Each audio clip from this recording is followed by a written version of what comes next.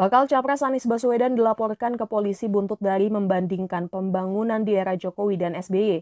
Adapun pelapor Anies ialah relawan Ganja Pranowo Center atau GP Center.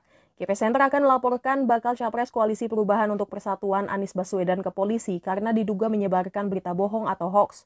Hal itu diungkapkan langsung Ketua Harian DPP GP Center Thomas Junianto seperti dikutip dari tribunjakarta.com. Kata Thomas, pihaknya akan melaporkan Anies ke Mabes Polri hari ini. Adapun pernyataan hoax yang dimaksud adalah ketika Anies berbicara di acara hari ulang tahun ke-21 Partai Keadilan Sejahtera atau PKS di Istora Senayan pada Sabtu 20 Mei lalu. Dalam pidatonya, bakal calon presiden yang diusung PKS, Nasdem, dan Demokrat ini membandingkan pembangunan jalan di era Presiden Jokowi dan di zaman Presiden SBY. Menurut GP Center, data yang disampaikan Anies tidak benar sehingga tergolong masuk berita bohong. Kita bicara infrastruktur, tadi sudah disampaikan juga, alhamdulillah kita lihat banyak pembangunan infrastruktur besar di zaman pemerintahan sekarang ini. Kita ambil contoh pembangunan jalan, tadi juga disampaikan pembangunan jalan.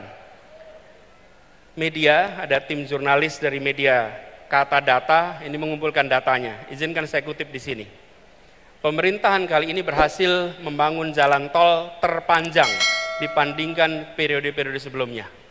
63% dari seluruh jalan tol berbayar yang ada di Indonesia itu dibangun di era pemerintahan sekarang. Sepanjang 1.569 km dari total 2.499 km. Itu adalah jalan berbayar.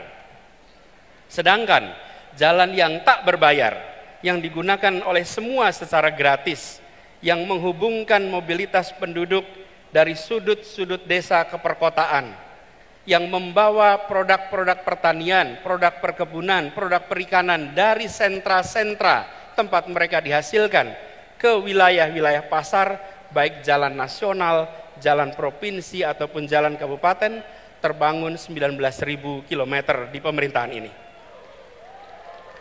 Kalau coba saya bandingkan dengan pemerintahan 10 tahun yang lalu. Di zaman Presiden Pak SBY, jalan tak berbayar yang dibangun adalah sepanjang 144.000 atau 7,5 kali lipat. Bila dibandingkan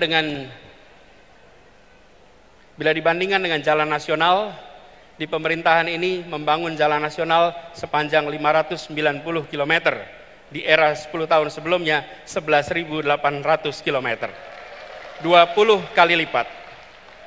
Kita belum bicara mutu, kita belum bicara standar dan lain-lain. Kita bicara panjangnya. Kedua infrastruktur ini jelas diperlukan sama-sama.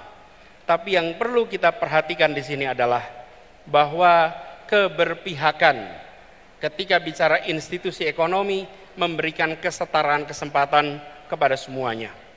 Kita perlu memikirkan ke depan institusi yang inklusif, infrastruktur yang menunjang keseharian. Air saja misalnya. Hari ini kita punya air di sini. Susenas 2019 menunjukkan 38% penduduk Indonesia menggunakan air dalam kemasan sebagai sumber air minum. Kalau itu pilihan tidak apa-apa, tapi kalau itu keterpaksaan, maka negara harus hadir menyediakan infrastruktur mikro kecil yang dirasakan oleh seluruh rumah tangga di Indonesia. Kalau kita lihat datanya, sumur ada 21%, pompa air 16%, pipa hanya 10%. Ke depan kita perlu membangun institusi ekonomi inklusif yang memang belum tentu megah untuk difoto. Belum tentu menarik seperti jalan berbayar atau airport bandara yang megah.